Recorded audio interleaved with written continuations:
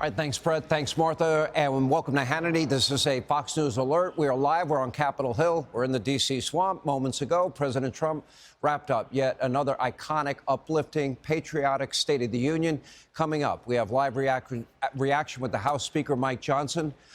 We also will check in with Texas Senator Ted Cruz will join us, and U.S. men's hockey star. They were real stars tonight.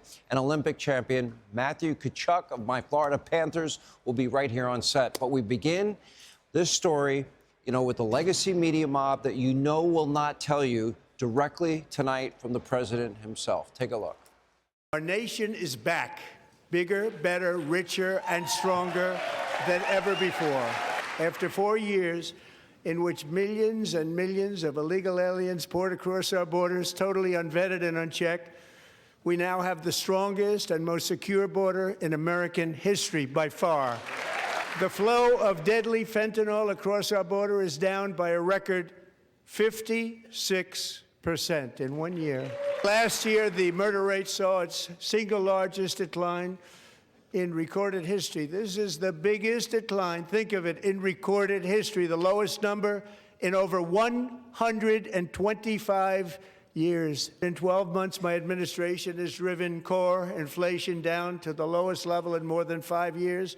And in the last 3 months of 2025, it was down to 1.7%.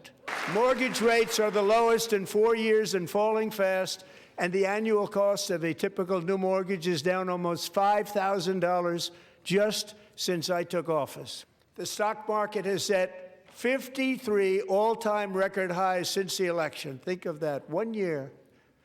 Boosting pensions, 401ks, and retirement accounts for the millions and millions of Americans. They're all gaining. Everybody's up, way up.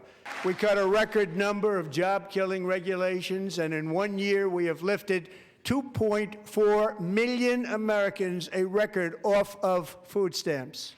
With the great, big, beautiful bill, we gave you no tax on tips, no tax on overtime, and no tax on Social Security for our great seniors. Now, President Trump, he championed our country and the achievements of you, the American people. Democrats mostly sat on their hands. They didn't cheer for the economy. They didn't cheer for secure borders with zero illegal crossings. They didn't cheer for record stock market gains or the progress on inflation that Donald Trump inherited. And half the Democrats in the room couldn't even stand and cheer for the gold medal winning U.S. men's hockey team during this incredible moment. Take a look.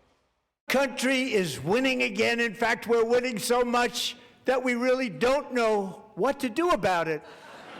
People are asking me, please, please, please, Mr. President, we're winning too much. We can't take it anymore. We're not used to winning in our country. Until you came along, we're just always losing, but now we're winning too much. And I say, no, no, no, you're going to win again. You're going to win big. You're going to win bigger than ever. And to prove that point, here with us tonight is a group of winners who just made the entire nation proud. The men's gold medal Olympic hockey team. Come on in.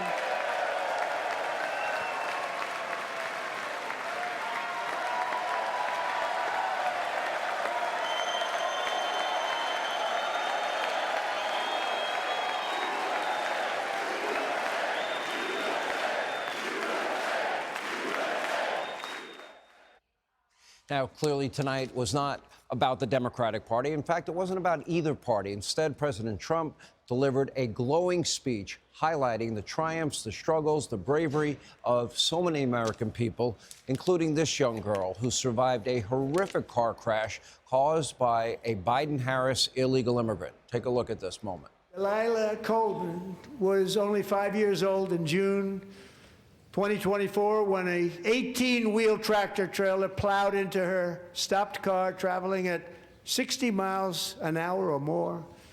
The driver was an illegal alien let in by Joe Biden and given a commercial driver's license by open borders politicians in California.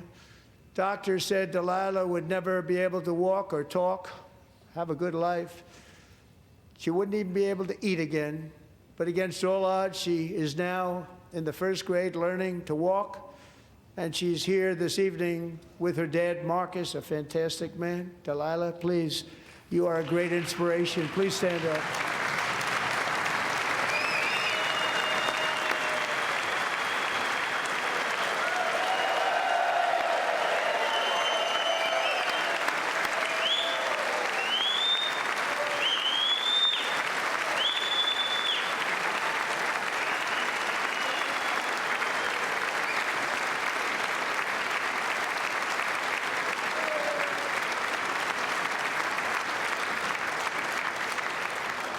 Thank you, Delilah. Many, if not most, illegal aliens do not speak English and cannot read even the most basic road signs as to direction, speed, danger, or location. That's why tonight I'm calling on Congress to pass what we will call the Delilah Law, barring any state from granting commercial driver's licenses to illegal aliens. So many heartless Democrats in the room, they sat on their hands. In fact, most Democrats wouldn't even stand to honor a mother whose 16-year-old daughter was stabbed to death by an illegal immigrant. And when the president urged lawmakers on both sides of the aisle to stand up and commit to protecting American citizens against criminal illegal immigrants, Democrats, once again, sat on their hands. Take a look.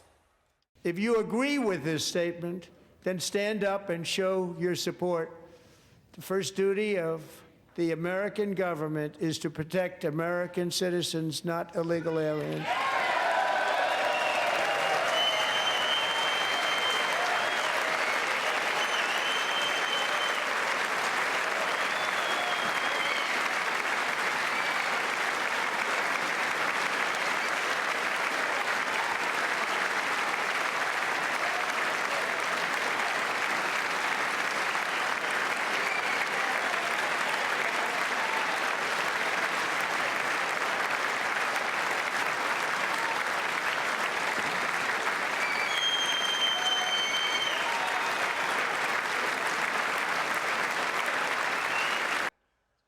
First duty, protect American citizens, not illegals. Not only did these Democrats refuse to stand up for the American people first, but take a look at your screen.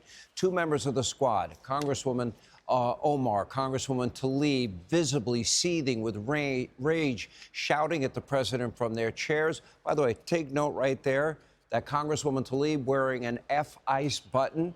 At one point, President Trump called Democrats out after they once again refused to stand, this time for the mother of a Ukrainian refugee who was brutally stabbed to death by a career criminal in North Carolina. Look at this. She had escaped a brutal war only to be slain by a hardened criminal, set free to kill in America, came in through open borders. Mrs. Zaretsky, tonight I promise you we will ensure justice for your magnificent daughter, Irina.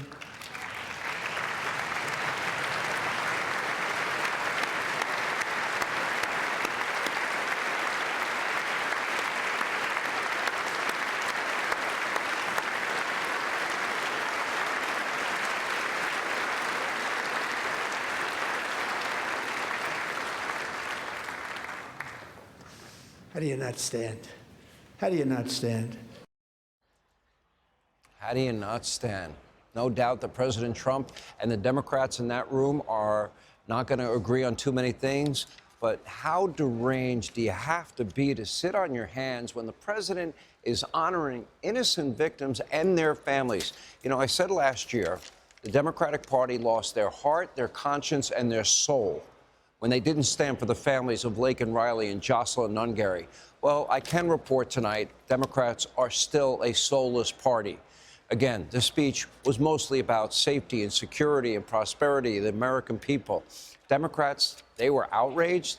Well, thankfully, they are not in charge. And come November, well, we still have the single most important choice midterm election in our lifetime. The stakes couldn't be any higher. But now, under President Trump's leadership, America's full potential is unlocked, and the state of our union, thankfully, is strong. Hey, Sean Hannity here. Hey, click here to subscribe to Fox News YouTube page and catch our hottest interviews and most compelling analysis. You will not get it anywhere else.